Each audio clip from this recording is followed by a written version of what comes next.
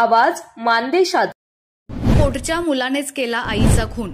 सहाय्यक पोलीस निरीक्षक अक्षय सोनवणे यांनी घटनेचं गांभीर्य ओळखून स्टाफसह तासाभरात आरोपी मुलास घेतलं ताब्यात। दहिवडी पोलिसांची पुन्हा एकदा तत्पर कारवाई। पाहूया सविस्तर बातमी। आई आणि मुलाच्या प्रेमळ नात्याला क्रूरतेची काळिमा फासणारी घटना माण तालुक्यातील पिंगळी बुद्रुक येथे घडली।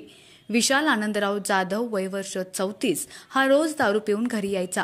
शुक्रवारी रात्री देखील तो दारू पिऊनच घरी आला होता। 9:15 वाजण्याच्या सुमारास त्याने घरी येऊन आईला जेवायला मागितलं।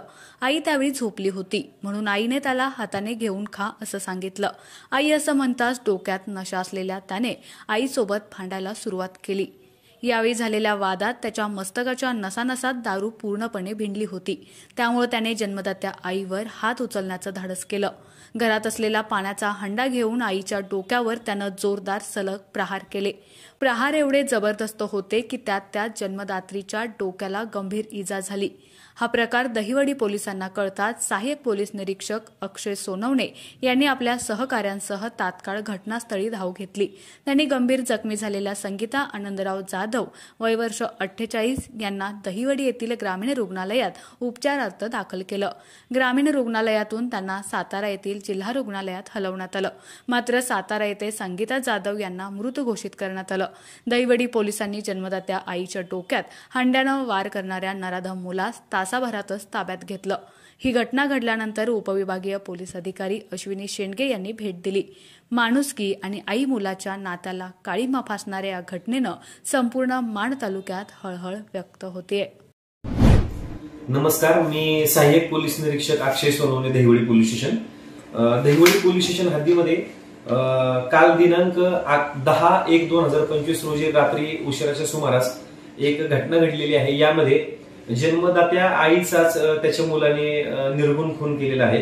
या घटनेची हकीकत अशी आहे की यातील आरोपी मुलगा नामे विशाल आनंदराव जाधव हा दारू पिऊन घरी आल्यानंतर त्याने त्याची आई जी मयत आहे संगीता आनंदराव जाधव हिला जेवण मागितले।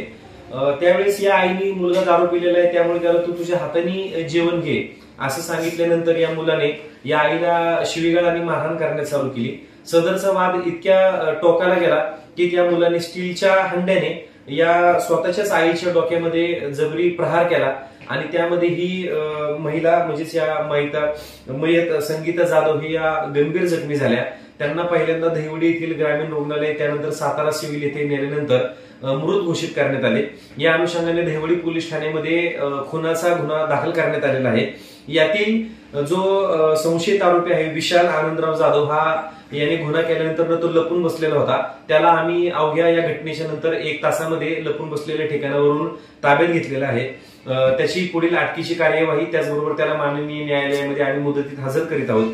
सदरची ही संपूर्ण कामगिरी सातारा जिल्हा पोलीस अधीक्षक श्री समीर शेख सर, अपर पोलीस अधीक्षक Vaishali Kadukar madam, DySP Ashwini Shendge madam यांच्या मार्गदर्शनाखाली केलेली आहे।